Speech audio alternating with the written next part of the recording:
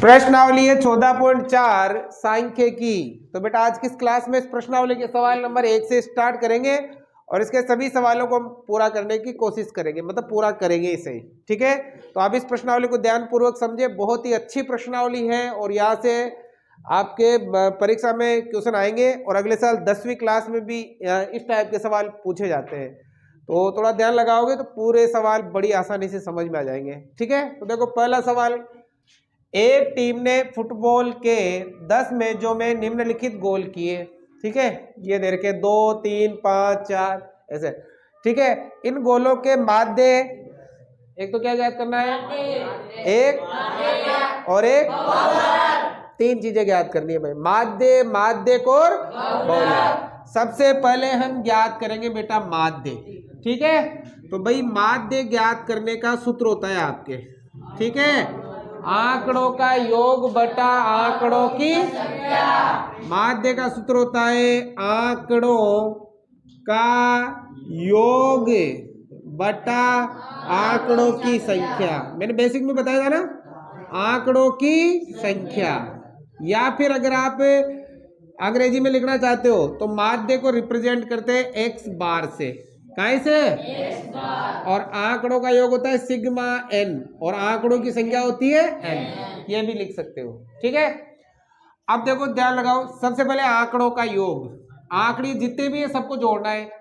2 + 3 + 4 + 5 + 0 + 1 + 3 + 3 + 4 + 3 और बटे में टोटल कितने ये, 1 2 3 4 5 6 7 8 9 10, 10 का भाग दे देंगे तो भाई जोड़ोगे ना 28 आएगा भाई, जोड़ लेना आप, है ना।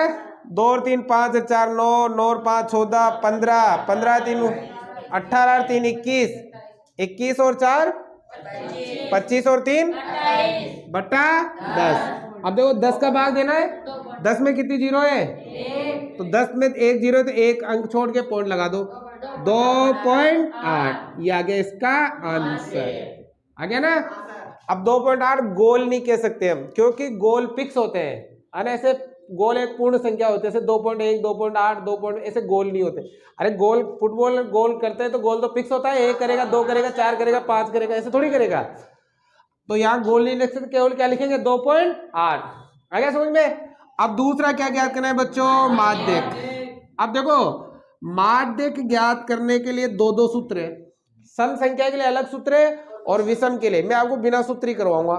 ठीक है, ध्यान से समझो बेटा, माध्यक ज्ञात करने के लिए जो भी आंकड़े दे रखे हैं ना, उनको या तो आप जमाओ आरोही क्रम में या जमाओ अवरोही क्रम में, या तो जमाओ बढ़ते हुए क्रम में या जमाओ घटते हुए क्रम।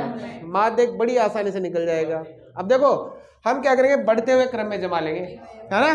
तो सबसे पहले हम जमाएंगे आरोही क्रम,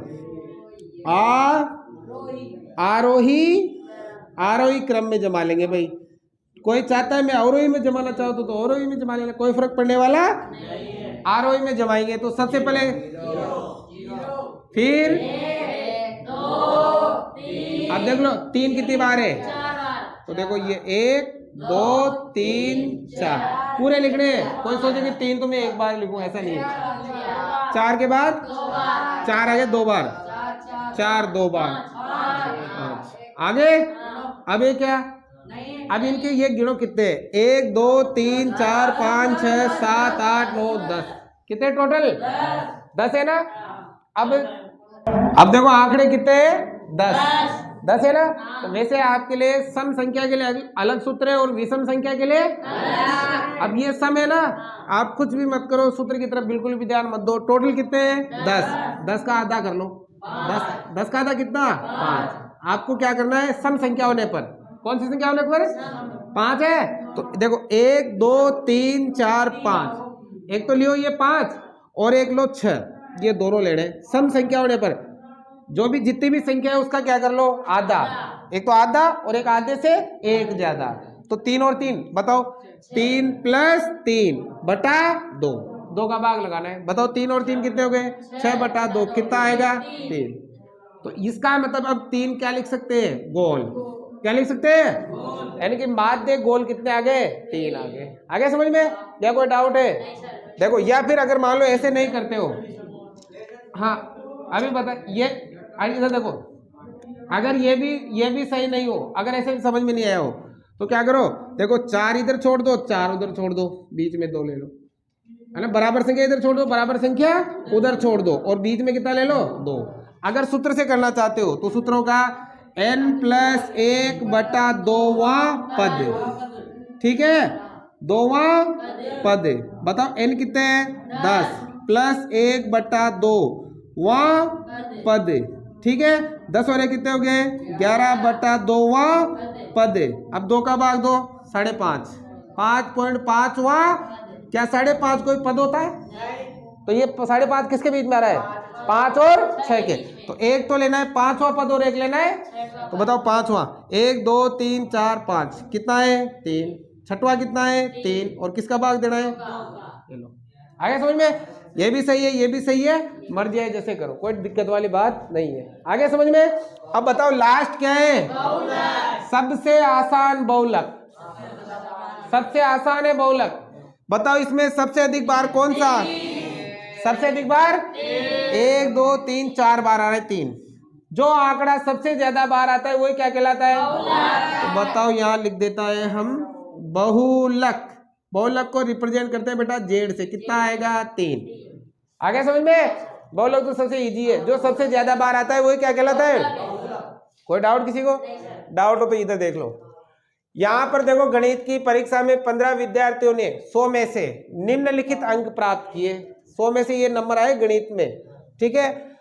इन आंकड़ों का माध्य, माध्यक और बहुलक ज्ञात कीजिए। तीनों चीजें ज्ञात करनी, माध्य, माध्यक और बहुलक। अभी देखो माध्य का सूत्र बताया था, आंकड़ों का योग बटा आंकड़ों की संख्या। अंग्रेजी में लिखना चाहो तो x बार बराबर सिग्मा n बटा n, आंकड़ों का योग बटा आंकड़ों की संख्या। अब बताओ x बार बराबर, सबको जोड़ो, 41 plus 39 plus 48 plus 52 plus 46 plus 54 plus 40 plus 96 plus 92 plus 98 plus 40 plus 42 plus 52 plus 7 बटे, अब टोटल कितने, 1 2 3 4 5 6 7 8 9 10 11 12 13 14 15, टोटल कितने,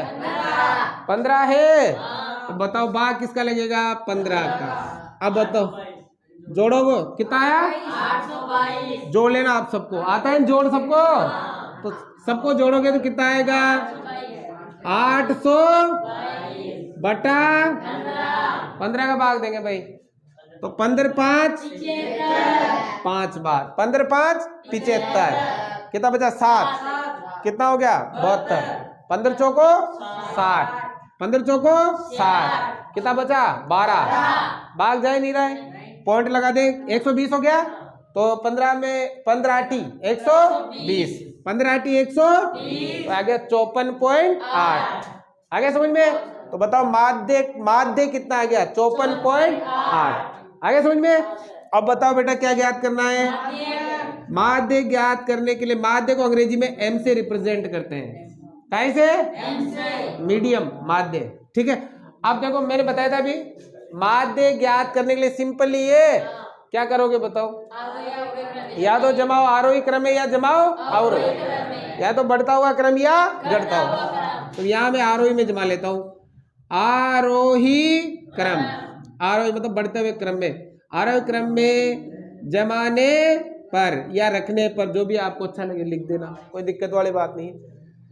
तो बताओ सबसे छोटा नंबर, सबसे छोटा कितना, 39, एक बार ही है ना, फिर 40 एक बार ही है, 2 बार है, फिर कितनी बार है, फिर 42 कितनी बार है, फिर 46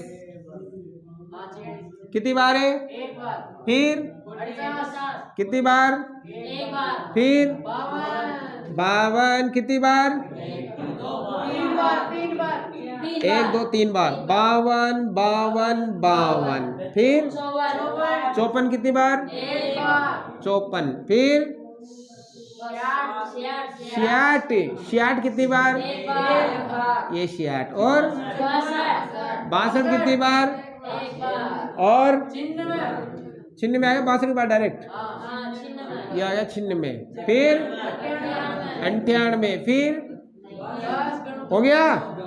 गिन लो, पूरा होना चाहिए। 1 2 3 4 5 6 7 8 9 10 11 12 13 14 15, कितने?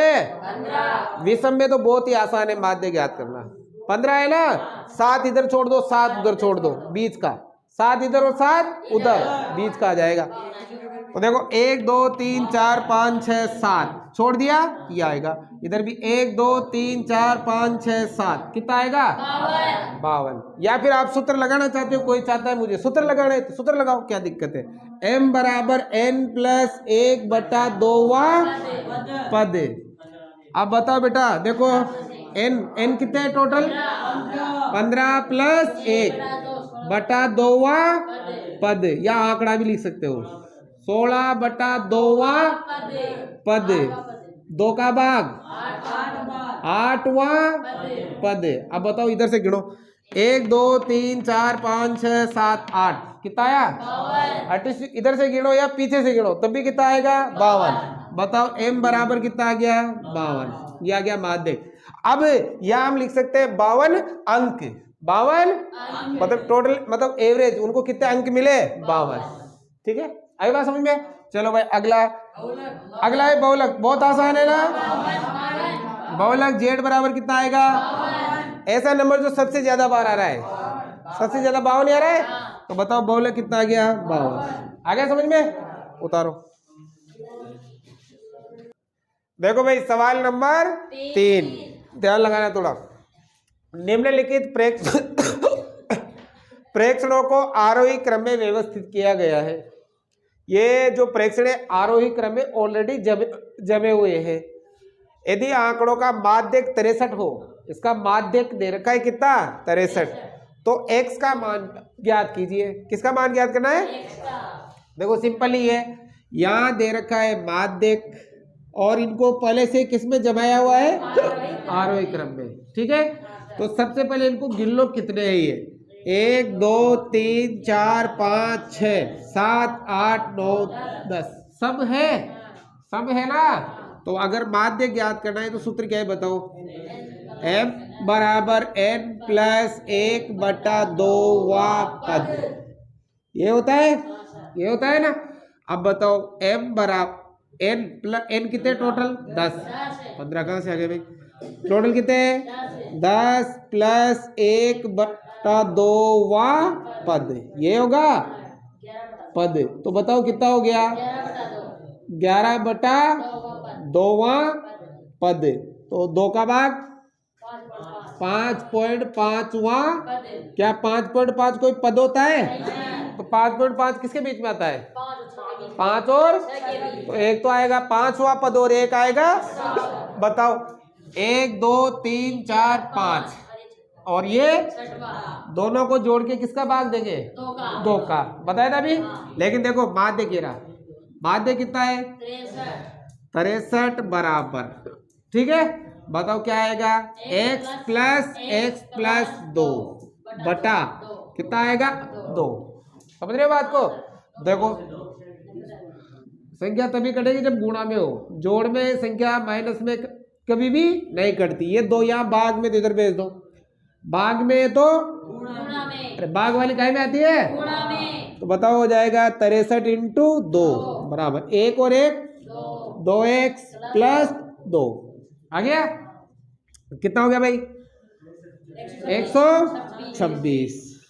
मान किसका चाहिए, इस 2 का भी इधर क्या कर लो प्लस का है तो बराबर 2x, कितना बचा, ये 2 गुणा में है तो बराबर कितना 2 से काट दो, तो x बराबर आ गया 62। कोई डाउट किसी को, डाउट है क्या, नहीं है। पहले तो देखो आप इस तरह से पता करो कि कौन कौन सा पद आएगा, ठीक है। फिर जो जैसे अगर विषम संख्या होती तो बड़ी आसान था, यहाँ पर आ गए आपके सम, तो 5.5 मतलब 5 पद और दोनों को जोड़ के किसका भाग देंगे, और माध्य 63 दे रखा है तो बराबर में माध्य रख लेंगे, हल करेंगे तो 62 आ जाएगा। आ गया। चलो भाई अगला, आंकड़ों का बहुलक ज्ञात कीजिए भाई। तो सिंपली याद हो, बताओ बहुलक कितना आएगा, ऐसा आंकड़ा जो सबसे ज्यादा बार आ रहा है, 1 बार 2 बार 3 बार 4 बार, और आ रहा है क्या 4 बार, 18 3 बार ही आ रहा है, 18 भी आ रहा है, लेकिन ये कितनी बार आ रहा है, 3 बार ही आ रहा है। तो आप बताओ बहुलक कितना हो गया, बहुलक हो गया Z बराबर 14। आगे समझ में, उतारो। देखो बेटा सवाल नंबर 5 ध्यान से समझना भाई। निम्न सारणी में एक फैक्ट्री में काम कर रहे 60 कर्मचारियों का माध्य वेतन ज्ञात कीजिए। यहाँ पर ये एक सारणी दे रखी है, इसमें कर्मचारियों की संख्या 60 है। जैसे 16 कर्मचारियों को 3000 मिलते हैं, 12 कर्मचारियों को 4000। इनका माध्य वेतन ज्ञात करें, एवरेज, कि एक कर्मचारी को कितना तनख्वाह मिलती, कितना वेतन मिलता है। इसके लिए बेटा हम लगाएंगे प्रत्यक्ष विधि, जो आपके आगे 10वीं क्लास में आएगी। ठीक है, तो ये देखो ध्यान से समझ लो भाई। सबसे पहले ये है x और ये है f, ये तो x और ये क्या है f, मतलब ये बारंबारता है और ये मध्यमान है। ठीक है, जैसे उसमें देखा था हमने क्या बनाया था, दंडालेख, तो मध्यमान निकाला था, तो ये मध्यमान है, मतलब वो वर्ग चिन्ह है ना, निम्न सीमा ऊपरी सीमा से वो, ठीक है, बटा 2। अब देखो, अब आपको करना क्या है, सबसे पहले इसमें इन दोनों को गुणा करना है।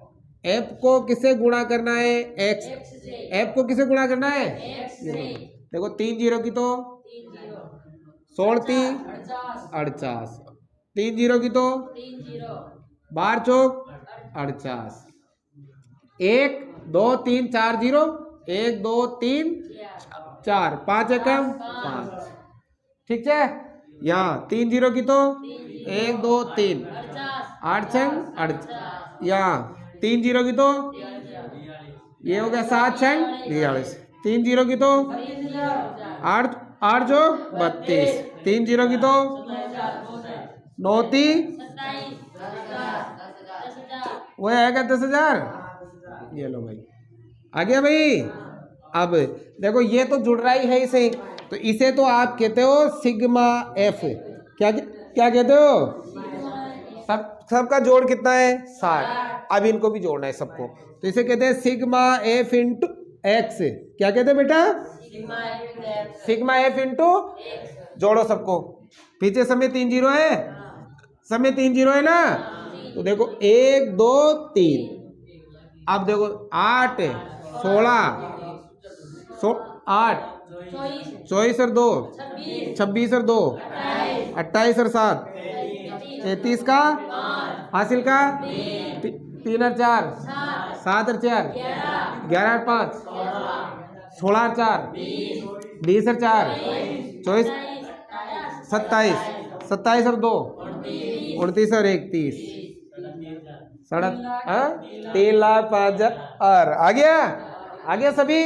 अब माध्य ज्ञात, माध्य को कैसे दर्शाते हैं, x बार, कैसे दर्शाते हैं, इसका सूत्र दे बेटा सिग्मा एफ इंटू एक्स बटा सिग्मा एफ, मतलब इसके जोड़ में इसके जोड़ का भाग देना है। तो बताओ सिग्मा एफ इंटू एक्स कितना आया, 3,05,000 और बटा 66, ये लगा, ठीक है।